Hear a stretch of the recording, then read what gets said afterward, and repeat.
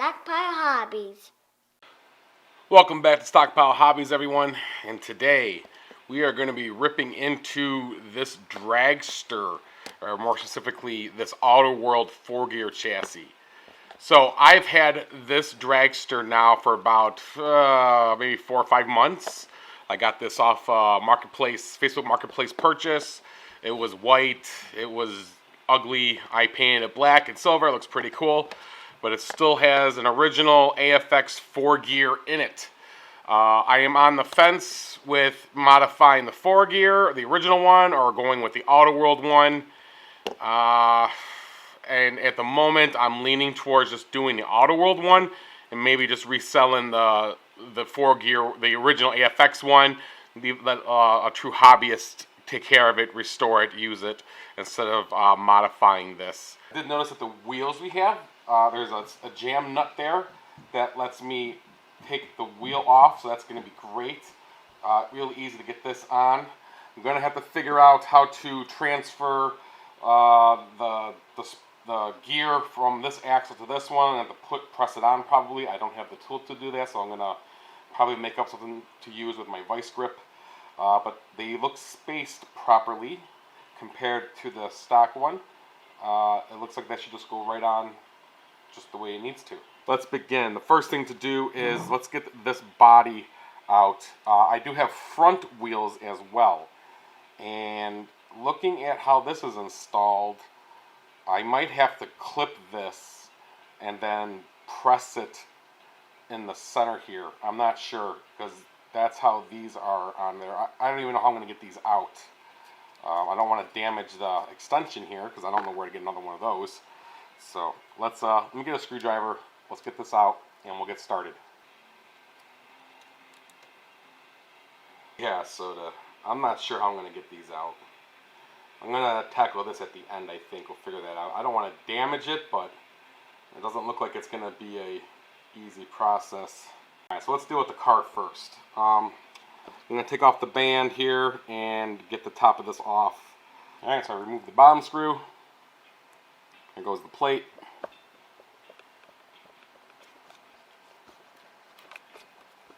It's hard to do this and get it on camera too with the angles I have set up here.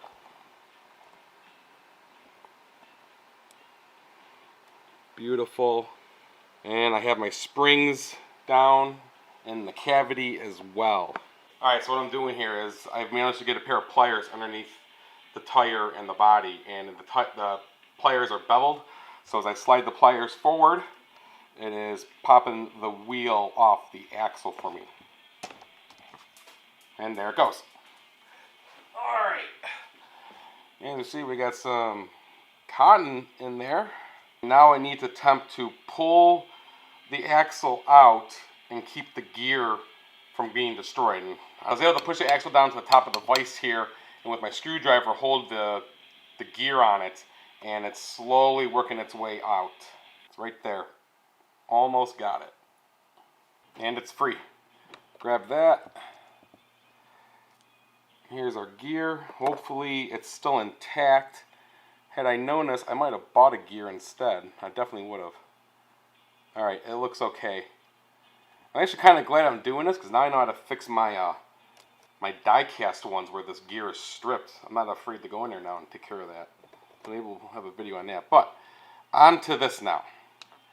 So we need to move that gear onto this axle and hopefully get a good backlash on it so it doesn't grind when we reassemble everything. So, let's take off one of these wheels.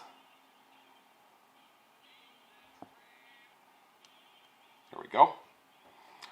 And this jam nut is all the way down, so that's good to know.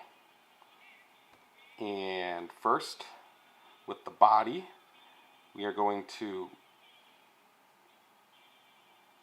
insert this through. Lucky me, it's the right size. Pretty cool looking. And let's get the gear in there and get this started through the gear. It might even be in the right spot, I think.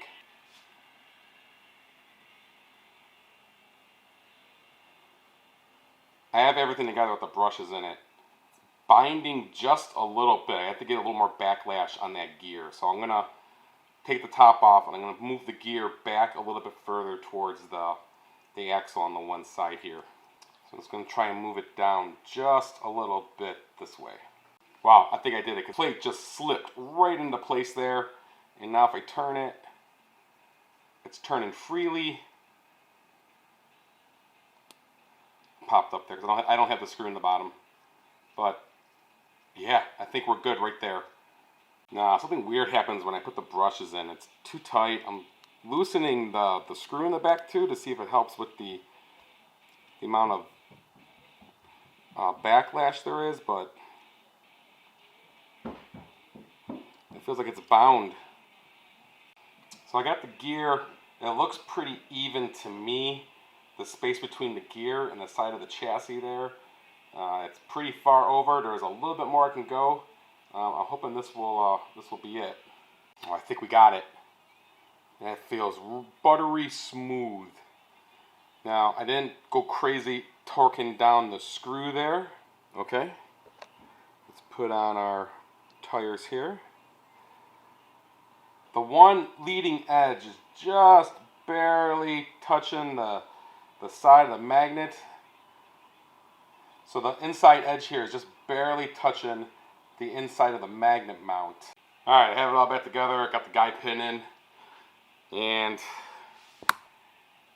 here goes nothing.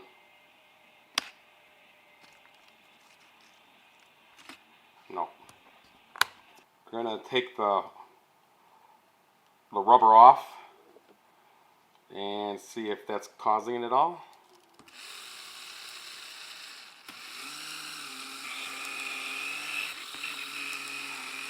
Alright, so I think it's the rubber's touching the body.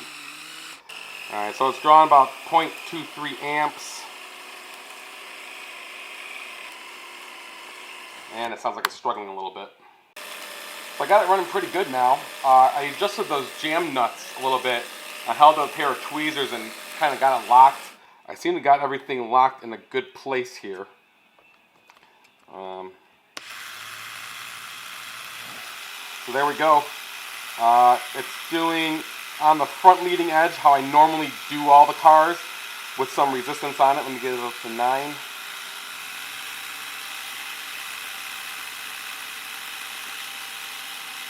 So about 0.25, 0.24. I tried it. It went really slow. And I think the problem is that it's sliding on everything because it never has the front wheels on the ground. Like this. The whole chassis is just, the whole car just slides. And that's causing a lot of resistance on the motor. So if I try to run this thing, it goes, but it's just belly sliding. It doesn't have the advantage of having front wheels on it to roll. So the next thing to do is the front wheels. I quickly scavenged the front wheels off the Ghostbusters 4-gear chassis there. And these look like they will roll. Let's see if this makes any difference, and then we'll actually try a drag time on it. See what it does.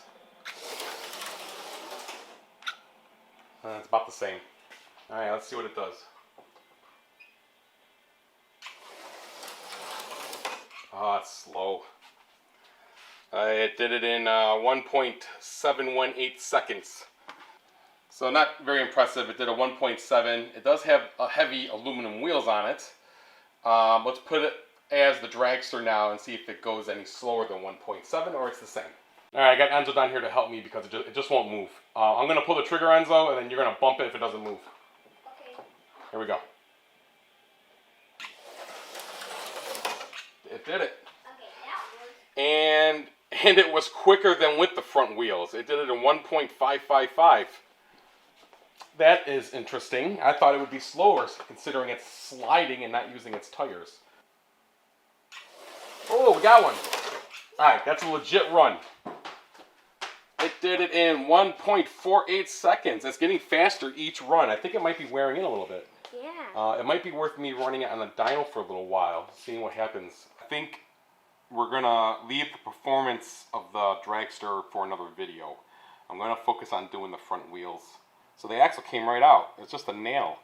I grabbed the tip of it, the head of the needle nose, and pulled it right out. So now, here we go. We have it. Which gives me an idea of possibly just reassembling it, snipping this axle, and just reassembling it with the nail again. And it might have some play there, but they're not touching the ground anyways, right? Let's do this one on camera here. We grab the tip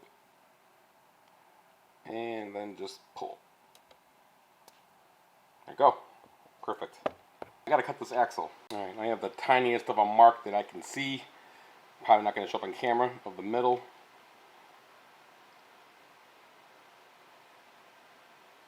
Call it there. Alright, so I got the tube out that the axle ran through, pretty slick. Like a bushing. Can I just fit this nail in there? No. I totally trashed the axle that came with it, trying to manipulate it instead of just drilling the body. But I have an axle drill here. I don't remember what size it is. It's a number 56 drill.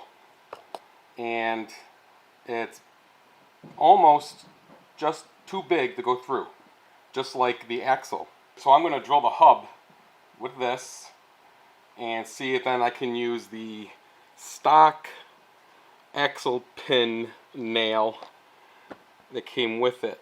I'm going to have to start it with it right on the hole because there's so much wobble. This bit is so small I had to shim it with some tape to get it to actually bite into the adapter there. So let's see what happens here.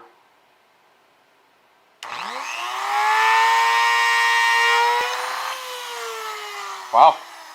Oh, I think that worked. Might have to go a little bigger, but let's see what happens here with the axle. Oh, wow. Look at that. Right, I have our stock axle installed into the widened hub. And now we come over here. And we're just going to push this right back on. Support it as it goes. I need to put something behind my finger here because it's just putting a hole in my thumb. Let me get something for that.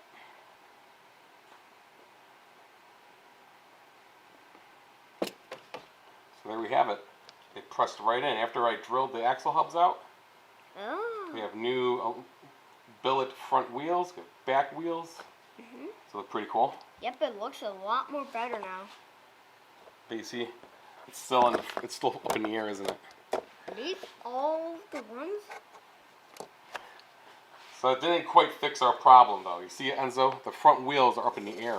They don't really touch. So Yeah. the car's dragging instead of rolling. So it's going slower. Oh, that's how. We almost need to bow the body and bend it down in the front. Probably the tires are too long. That's probably... Ugh, I hate doing that, but that's what it needs. But They won't break this car. oh, it's rolling now.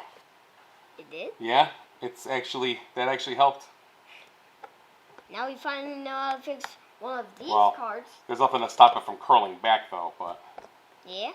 a little bow there on it. Yeah, alright, we're gonna run this, Enzo. Alright. So after screwing this back together, and it looks beautiful though, doesn't it? Yeah, Awesome. it does. It's been screwed together for I don't know how many years before I bought the car. The plastic's actually bowed because of the way the screws hold the chassis into the body. Even the body, looking at it, it has the illusion that it's going up in the front, but it's really not. It's flat right across the bottom, but it's sucking the chassis up high in the front, and it's up in the air again. Oh no. But we're going to run it this way, and then I'll pull the body off and see how it runs after I bow it and it runs on the wheels, see if it's any quicker. I'm going to stage you.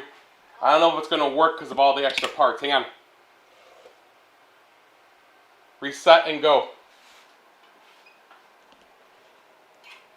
You can give you a bump. Oh, wow. So it did it in 1.488. It's about the same as it's sliding. Let's try it again, Enzo. Wow, it sounds so much better that it's riding on the front wheels for sliding. Yes. 1.435, getting a little bit faster. Warm it up. All right, stop. Go for it. One magnet. So much faster. I just did an adjustment on the brush springs on the bottom. Gave them a little bend. Okay. So let's see if we get any more juice. Fastest one so far, I guess. 1.270. So got a little bit more speed out of that. It's getting almost to the ram part too. Rolling really nice without the body on it. So the car looks really good. I did lose a body screw, but I figured out that if we just do the middle one loose, that I can bow the chassis to make sure that the front wheels are going to run. You also want to make sure that it's clear of the front wing there, and mine are. I had to pull the axle pins out a little further, but Enzo's now going to give it a run with the body on it, and we'll see how it goes. That's an honest run, Enzo, with the body on it. It did it in 1.252. Not too shabby, considering it's got a lot of weight on it now because of the wheels and the body. Front tires are rolling though. It's not scraping everywhere. I think that's pretty good, Enzo. All right. So wow, that came out amazing. Got a running car now. I'm really glad that I decided to update the Outer World chassis with the aluminum hubs, which means that we can still try and get this guy going again. I think I'll just get some tires for it first and see how this performs in the chassis now as well. We got the front wheels rolling on the track again. That's great. I'm glad we found the issue with the bowing, and look forward to hopping this up some more. Maybe adjusting the brush springs a little bit more, and probably maybe playing with the backlash and the gearing. If you got any cool tips for how to get more performance out of that car, please let me know in the comments. So I hope you enjoyed this video. Please give us a thumbs up if you're enjoying the content. Please subscribe to the channel and keep having fun, everyone.